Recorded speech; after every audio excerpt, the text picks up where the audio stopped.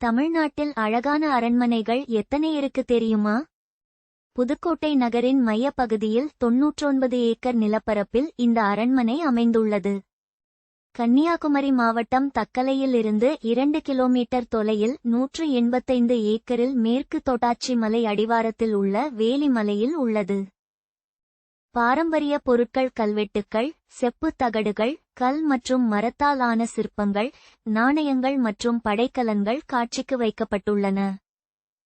மதுரையை ஆண்ட திருமலை நாயக்கர் கிபி 1636 இல் கட்டிய மஹால் இன்றும் அவரது பெயரில் கம்பீரமாய் நின்று கொண்டிருக்கிறது. இத்தாலிய கட்டிட கலைஞரால் இந்த மஹால் வடிவமைக்கப்பட்டுள்ளதாக கூறப்படுகிறது. 1971ஆம் ஆண்டு தேசிய நினைவுச் சின்னமாக இந்திய அரசால் அறிவிக்கப்பட்டது. சிவகங்கை மாவட்டம் காரைக்குடி வட்டத்தில் கானாடுகாத்தான் என்னும் ஊரில் உள்ளது. இந்த அரண்மனையானது ராஜா அண்ணாமலை செட்டியாரால் 1912 இல் கட்டி முடிக்கப்பட்டது.